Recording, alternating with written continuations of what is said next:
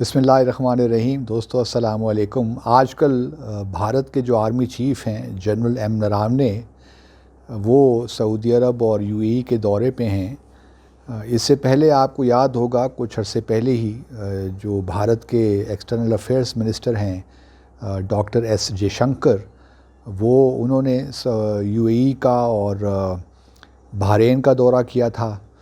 और फिर अब दोबारा जो हैं जयशंकर साहब इस महीने के आखिर में जा रहे हैं कुवैत और कतर, और उनके साथ जो उनके मिनिस्टर ऑफ स्टेट हैं फॉर फॉरेन अफेयर्स मुरलीधरन, वो भी जा रहे हैं ओमान। तो नाज़रीन, इससे आपको अंदाज़ा हो रहा होगा कि कितनी एग्रेसिव डिप्लोमेसी भारत कर रहा है जीसीसी को लेकर, जो खलीजी ममालिक हैं। और अब चूँकि कतर और सऊदी अरब में भी एक किस्म का एग्रीमेंट हो गया है कि अब जो उनके ताल्लुकात ख़राब हुए थे या जो खलीजी ममालिक ने कतर का बायकॉट किया था, उसको भी अब ख़त्म हो रहा है और उनके ताल्लुकात बेहतर हो रहे हैं, ठीक हो जाएंगे। तो जो भारत का इस वक्त मामला है वो हम सब जानते हैं किस तरह उन्होंने अपने लिए स्पेस बनाई है। और ख़ास तौर पे जो आर्मी चीफ़ के उनका विज़िट है, ये बड़ा अहमियत का हामिल है और पहली दफ़ा ये हो रहा है। और वो वहाँ पे जाके नेशनल डिफेंस यूनिवर्सिटी में सऊदी अरब में ख़िताब भी करेंगे। तो और फिर डिफेंस कोऑपरेशन मिलिट्री एक्सरसाइजेज़ का भी जायज़ा ले रहे हैं कि सऊदी अरब यूएई के दरमियान और भारत के दरमियान मिलिट्री एक्सरसाइजेज़ भी हों। तो ये बड़ी ज़बरदस्त मैं समझता हूँ कि भारत सफारतकारी कर रहा है, उसमें डिप्लोमेसी भी है, मिलिट्री डिप्लोमेसी भी है, इकनॉमिक डिप्लोमेसी भी है। उन्होंने अपने वर्कर्स की तादाद वहाँ बढ़ाई है। इस वक्त तकरीबन नाजरीन सऊदी पूरे खलीजी ममालिक में तकरीबन 9 मिलियन के करीब भारतीय वहाँ पे काम कर रहे हैं। और हर साल उनको 48 बिलियन डॉलर जो है वो आता है रेमिटेंसेस के तौर पे। 48 बिलियन डॉलर, तो ये कोई छोटी अमाउंट नहीं है। आप ज़रा गौर कीजिए कि हमारा जो पूरा हमारी एक्सपोर्ट्स हैं वो तकरीबन 20-21 बिलियन डॉलर की होती हैं। तो भारत ने बड़ा मेथोडिकली पिछले 5-6 सालों में खलीजी ममालिक पे काम किया। मैं बहुत अरसे से कह भी रहा हूँ कि हमें थोड़ा बहुत सोचना चाहिए कि हम क्या कर रहे हैं, हम कहाँ खड़े हैं। अगर हमारे यही रुझानात रहे तो फिर तो अल्लाह खैर करे, फिर तो हम बिल्कुल ही फारिग हो गए खलीजी ममालिक से। हालांकि हमारे इनके साथ ताल्लुकात बहुत ही अहमियत के हामिल हैं, कोई समझे ना समझे, लेकिन जो लोग इस ताल्लुक़ को इग्नोर कर रहे हैं वो पाकिस्तान के साथ बहुत बड़ी ज़्यादती कर रहे हैं। और मैं तो यहाँ तक अब समझता हूँ कि कुछ 2-3 इक़दामात ऐसे हमें लेने पड़ेंगे ताकि कुछ थोड़ी बहुत बेहतरी आए। और उन इक़दामात में क्या है, पहले तो ये है कि मैं अब हमेशा मैं अवॉइड करता हूँ नाम लेकर कोई बात करने की, लेकिन मैं समझता हूँ कि जुल्फ़ी बुखारी साहब को अब थोड़ा बहुत हमें जो उनका इस वक्त ओहदा है उससे हटाना पड़ेगा। वो बुरी तरह नाकाम हो गए हैं खलीजी ममालिक के हवाले से।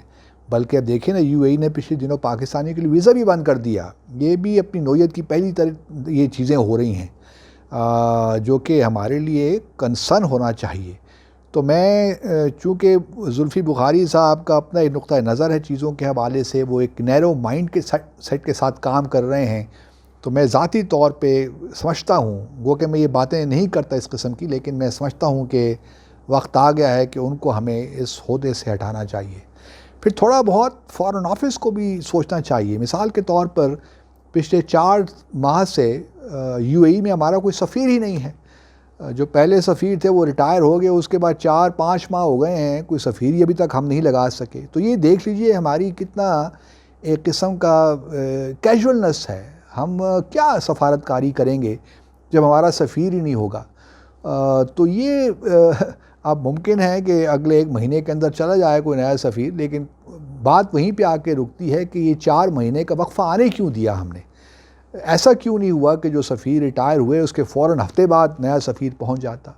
और फिर सफ़ीर भी हमें वो लगाने चाहिए जो डिलीवर कर सकें, जो ऐसे ममालिक में डिलीवर कर सकें। तो मैं بہت سچی بات تو یہ ہے کہ بہت پریشان ہوں اس معاملے میں، خاص طور پہ جو ہمارے خلیجی ممالک کے ساتھ تعلقات کو لے کر حالات ہیں، اور جس طرح بھارت ایک اگریسو ڈپلومیسی کر رہا ہے۔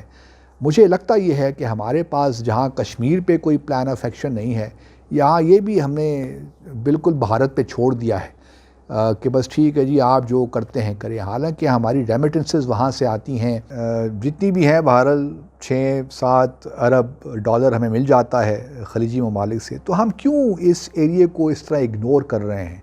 میری سمجھ سے بالاتر ہے، لیکن میں یہ اب یہ انفرنس ڈرا کرنے میں مجبور ہو گیا ہوں کہ کچھ لوگ ہمارے فیصلہ جو فیصلہ کرنے والے ہیں ان میں کچھ لوگ ایسے شامل ہیں کہ واقعی چاہتے ہیں کہ ہمارے تعلقات ان ممالک کے ساتھ خراب ہوں، پتہ نہیں ان کے ذہنوں میں کیا ہے۔ اس لیے میں بہت کنسرنڈ ہوں، میں بار بار یہی کہہ رہا ہوں کہ بہت پریشان ہوں، کیونکہ اس طرح میں نے پہلے پاکستان کے حالات نہیں دیکھے، جس طرح ایک کیجولنس ہے، جس طرح ہم ہر چیز کو ایک بالکل انڈیفرنٹ ہو کے چیزوں کو دیکھ رہے ہیں۔ اگر اس طرح ہم نے کرنا ہے، بلکہ میں تو یہاں تک بھی کہتا ہوں کہ فارن آفس سے بھی ٹیم کی تبدیلی کی بہت ضرورت ہو گئی ہے۔ وہ کہ میرا اپنا انسٹیٹیوشن رہا ہے، مجھے ایسی بات کرنی بھی نہیں چاہیے، لیکن آپ یقین کریں ناظرین کہ جو اس قسم کے حالات ہیں، لیڈرشپ کی تبدیلی بہت ضروری ہو گئی ہے فارن آفس میں۔ اگر اسی طرح ہی حالات چلتے رہے فارن آفس کے، تو مجھے نہیں لگتا کہ ہم کچھ گین کیا کر سکیں گے، ہم تو مزید لاسز ہمیں ہوں گے ہر میدان میں اور ہر محاذ پہ۔ اگر یہی ہمارے رجحانات رہے، یہی ہمارے انداز رہے، تو یہ کوئی بہتری کی صورتحال نہیں دیکھ رہا۔ لوگ اکثر کہتے بھی ہوں گے کہ میں ہر بات پہ تنقید کرتا ہوں، لیکن میں کیا کروں؟ اب آپ کے سامنے خود ہی ہے، دیکھیے نا پچھلے 1 ماہ میں بھارت کی جو آپ ڈپلومیسی دیکھیے خلیجی ممالک کے ساتھ، تو بندہ حیران ہو جاتا ہے، اور ہم لوگ صرف ٹیلی فون گھماتے ہیں، بات کر لیتے ہیں، اور لمبا سا پریس ریلیز ایشو ہو جاتا ہے کہ ہم نے جی بات ہو گئی، یہ ہو گئی، وہ ہو گئی۔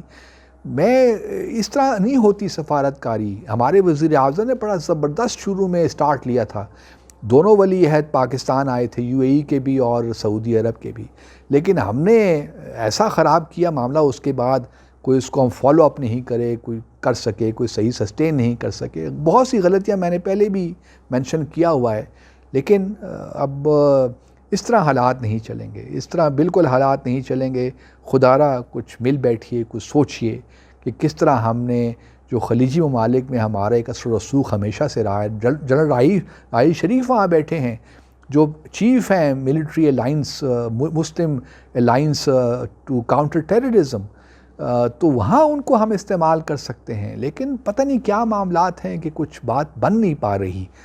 تو امید کرتا ہوں کہ حکومت کچھ تھوڑا بہت اس کے بارے میں سوچے گی، اور جن لوگوں کے بارے میں نے زلفی بخاری صاحب کو اب اس پوسٹ پہ نہیں ہونا چاہیے، ان کا وہاں ہونا میں سمجھتا ہوں کہ ہمارے لیے نقصان دہ ہے، اس میں کوئی فائدہ نہیں ہے۔